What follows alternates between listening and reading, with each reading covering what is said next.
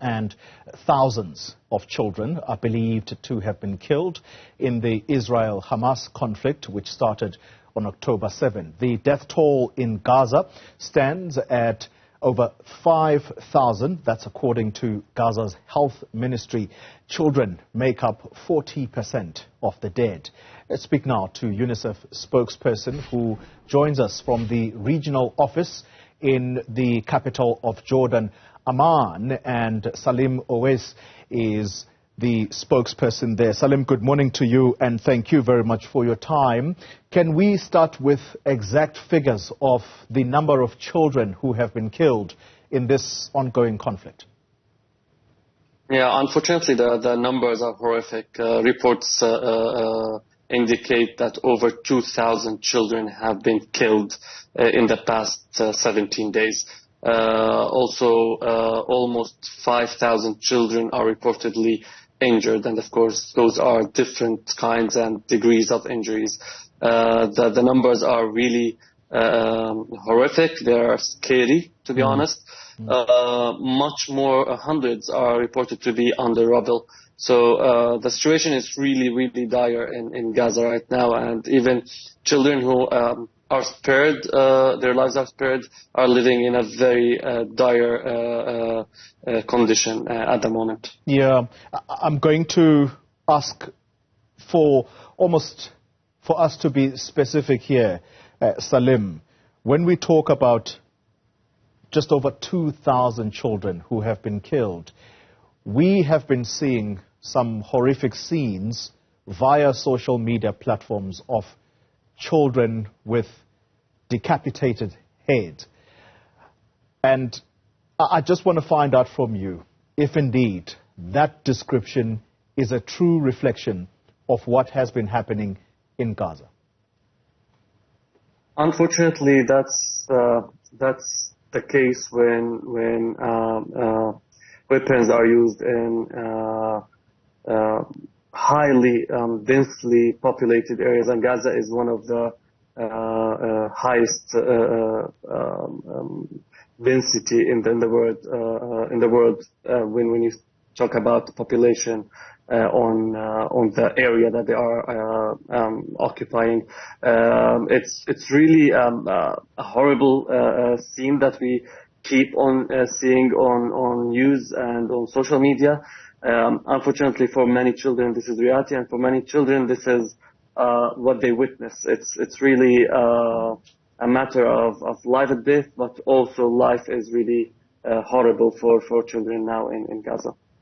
For those over 5,000 injured, are you aware what kind of injuries have they suffered? Are these life-changing injuries?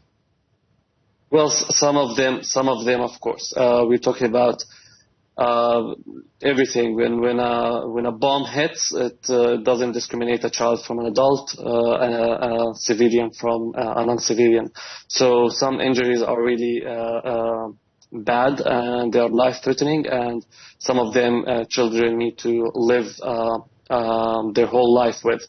Moreover, there's the emotional, the mental scars that they will live with. Many children lost their parents, lost their brothers, sisters, their communities, the place that they live in, everything. Actually, some children have lost.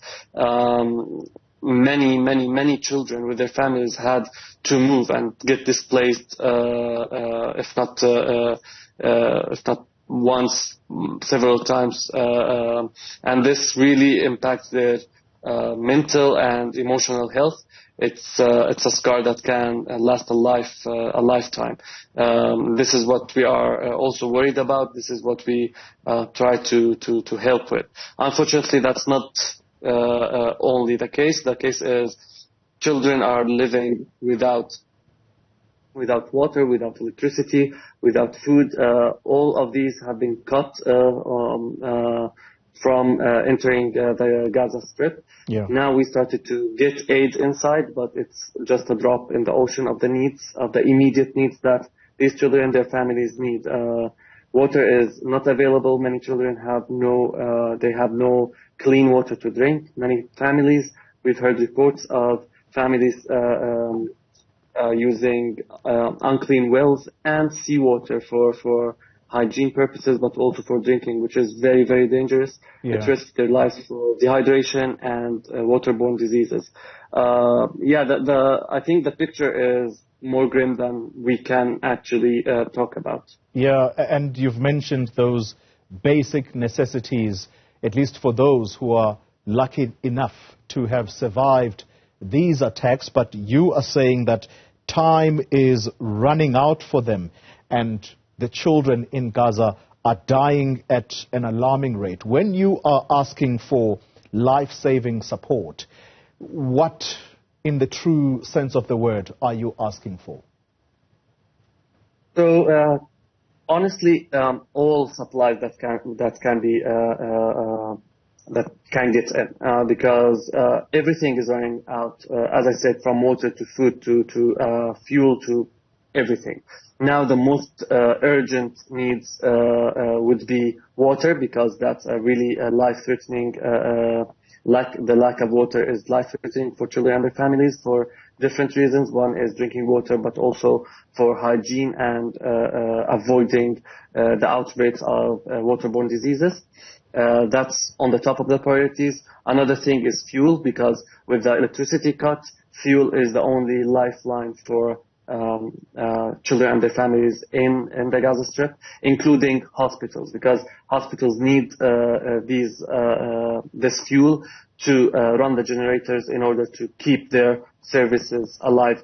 For example, we have over 100 newborn babies in incubators. Many of them are on ventilators, and without continuous electricity supply and continuous machines to work continuously, these lives are at immense danger.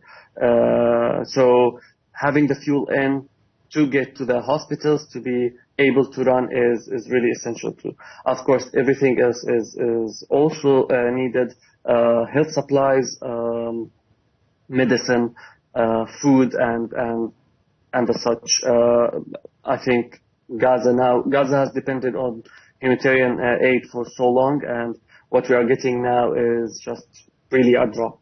Yeah, and there does not seem to be any end in sight at the moment, Saleem, when it comes to the shelling that is happening inside Gaza. Talk to us about the trucks that we have observed driving into the Gaza Strip from that Egyptian border.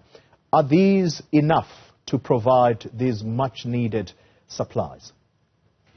Not at all, unfortunately. And that's why our calls now is for unimpeded, unlimited entry for the aid trucks. We have tons of aid waiting at the border. We've mobilized our resources from within Egypt, but also from outside of Egypt, from our stores around the globe.